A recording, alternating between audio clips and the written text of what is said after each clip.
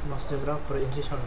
Pada hari ini saya dengan dari kumpulan saya, yaitu kumpulan D, ingin menceritakan amalan mesra alam yang boleh dilakukan di sekolah dan institusi pengajian dalam subjek hukum mesra alam, dan kodenya ialah MPU 24011. Nama saya ialah Oliver Reno dan kode matric saya ialah 14D20F1043. Dalam amalan tersebut terdapat beberapa objektif yang dapat dicapai, yaitu antaranya ialah meningkatkan kesadaran masyarakat mengenai kepentingan menjaga alam sekitar.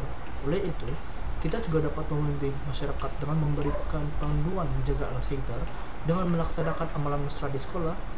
Dan akhir sekali, kita dapat membina sikap yang menyayangi terhadap alam sekitar pada para pelajar, serta dapat membina amalan baik kepada alam sekitar. Terdapat 3 amalan yang boleh dilakukan terhadap mesra alam di sekolah serta institusi pengajian, yaitu pada pertamanya ialah menanam pokok dapat mencantikkan persekitaran sekolah serta memberi oksigen lebih kepada tempat itu, kerana pokok menyerap karbon dioksida dan membebaskan oksigen kepada masyarakat.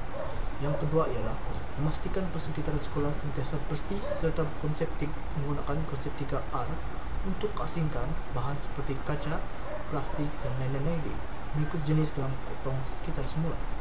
Akhir sekali, membersihkan longkang yang kotor atau membuang tanaman air untuk mengelakkan penyakit Aedes. Sekarang, saya akan menyambungkan cerita ini dan memberi peluang kepada ahli kumpulan saya. Assalamualaikum warahmatullahi wabarakatuh. Saya Nabila Syairah binti Zainab Abidin. Nombor matrik saya ialah 14DEM20F1047. Okey, antara aktiviti yang dianjurkan ialah aktiviti tanaman pokok. Kat sini saya ada tanaman pokok lidah jin.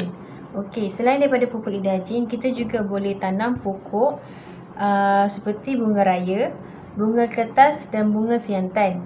Okey, kepentingan yang kita perolehi daripada tumbuhan hijau ialah, yang pertama, dapat menghilangkan tekanan atau stres. Yang kedua, dapat menceriakan sesuatu kawasan.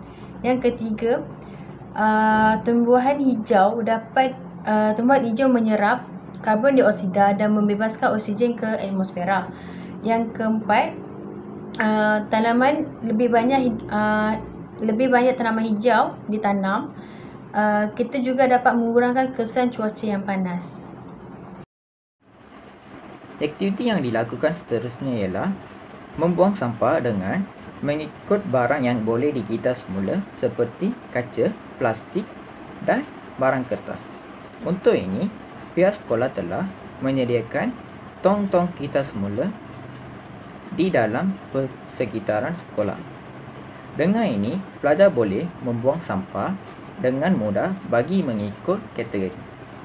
Keterangan bahan buangan, iaitu sampah, yang boleh buang ke dalam tong sampah kita semula mengikut kategori adalah: tong warna biru adalah untuk membuang barang-barang kertas, tong warna coklat untuk barang-barang kaca, dan tong warna jingga, iaitu warna oranye, adalah untuk tin aluminium, tin keluli dan plastik.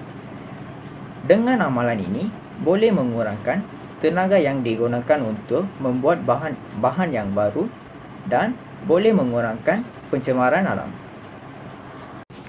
Seperti yang kita tahu, saluran air atau parit dikenali juga sebagai longkang yang amat penting, terutamanya di sisi laluan komunikasi tanah, untuk mengimbangi sebahagian kesan yang dihasilkan terhadap alam sekitar. Sebagai contoh, ketika hujan yang dapat mengelakkan dari berlakunya tadahan air atau lebih teruk lagi banjir. Air ini dialirkan ke sistem saluran yang lebih besar, seterusnya ke sungai yang berdekatan. Amat pentinglah bagi manusia yang untuk membersihkan longkang yang boleh mengelakkan berlakunya pencemaran air. Terdapat 2 kaedah untuk membersihkannya, iaitu dengan cara tenaga buruh ataupun kimia. Tenaga buruh adalah dengan cara mengeluarkan sisa longkang yang boleh berlakunya saluran air tersumbat. Sisa-sisa tersebut kemudian dibuang dalam plastik sampah dan letakkan di tempat yang sepatutnya, khususnya di dalam tong sampah. Manakala dengan cara kimia pula bukan sahaja untuk melancarkan saluran air, akan tetapi untuk saluran air yang mengandungi bahan kimia yang mencemarkan air dan udara. Natrium hidroksida dan kalium hidroksida digunakan untuk pembuka saluran alkali, manakala asid sulfurik digunakan untuk pembuka saluran asid. Dan itu sahaja daripada kami semua. Sekian dan terima kasih.